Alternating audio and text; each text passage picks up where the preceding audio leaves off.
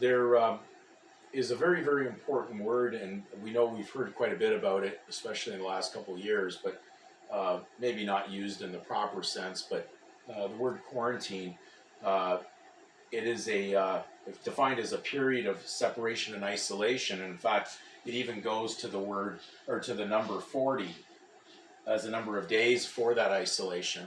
Now, when we look back in Scripture, we know that when the flood happened, Noah and his family, the only survivors of that deluge or that disaster, were basically the isolation happened for 40 days and 40 nights with the flood, with the rain that happened. And then basically the nation of Israel wandered the wilderness for 40 years. The situation of Jesus, even before his execution, he went into a fasting in the wilderness for 40 days. So there is something unique about that. I'm not going to get into so much about that number as more so the meaning of a period of separation. Now, when we're going to look at the word etymology, and we're also going to go to a few dictionaries, which is a good way to start this. So I'm going to go to a browser's dictionary, okay, on the word quarantine.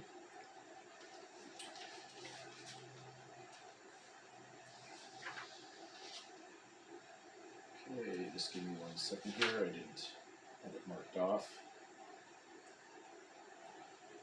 Quarantine, a period of isolation in which a country holds arriving strangers and returning nationals when there is a reason to believe they may be carrying a contagious disease. And then it says, now a period of various length, originally 40 days. Quarantina, which is from an Italian word, which means a 40. And it says, because 40 days was held to be an incubation period for the Black Plague. Now, we go to, I have this other one, it's called Word Origins, and we'll go to quarantine. It says a period of separation or isolation, and isolation.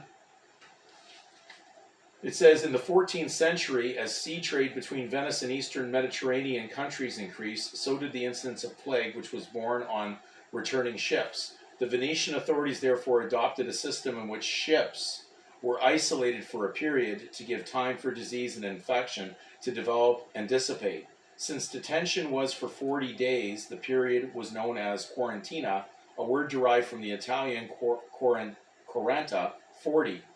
This sensible system was copied by other countries. In the 16th century, the frustrations of quarantine were eased by the introduction of an international system of bills of health. These consisted of a declaration that the vessel's last port of call had been free of disease. This, together with a consul's visa from the country of arrival, exempted the ship from quarantine. A world trade expanded. The list of diseases covered by quarantine grew. Yellow fever, for instance, was added to the list as a result of trade with America. Over time, the required period of quarantine varied, but the term remained. So basically, what it's just showing that there is an isolation period dealing with that. It also mentions ships. When we're talking about the legal position of what we're discussing here, when we're talking about these documents, the statement of birth record, the legal birth is a ship. It's part of the citizenship. So these are vessels that basically operate legal operations with and trade and commerce. And so these are what they're really isolating as these bodies or vessels when we're talking about legal birth, legal citizenship. All these words connect to that. And so this is what they're really quarantining in the last 2 years have been going on. This is a method they've been using to separate and isolate. But we have to realize too that there's a spiritual direction on this. Why was Noah isolated and separated from the rest of the population that died outside? Why was he in there? Because it appears he was at a time when blood was contaminated. It had been contaminated with something that was a hybrid, something that was not natural, and therefore God was wiping out that contaminated bloodline called the Nephilim. And so we have to realize that right now we're actually seeing a parallel, just as it was in the days of Noah. Now the blood supply is being contaminated with whatever happened, in this medical chaos that's gone on for 2 years. I'm not going to get into saying any of these words because I know that they're flagged and they'll get taken down off the net, but I believe the people who've been watching the videos are aware that I'm aware of how many people were getting shot out there. So we have to realize now that there is a very, very strong possibility now that even blood now is so contaminated that this is the most dangerous period in the history of man, because we've never had this happen on such a worldwide basis other than the parallel to the days of Noah.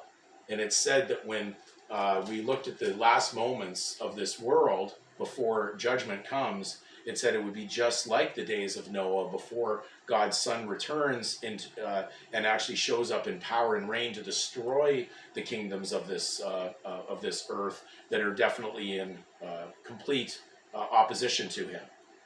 He is there to bring peace. They're there for war. So when we look further into these words, we see where Scripture is going to make much more sense. And so we go to Scripture where Paul is writing, where he said in 2 Corinthians chapter 6, verse 14, "Be ye not unequally yoked together with unbelievers, for what fellowship hath righteousness with unrighteousness, and what communion hath light with darkness?" You can understand the difference between peace in your given name under the Prince of Peace, your God-given Christian name, which is that supreme sovereignty, and then that is ruled under the legal state that has their sovereignties. One is light, one is darkness.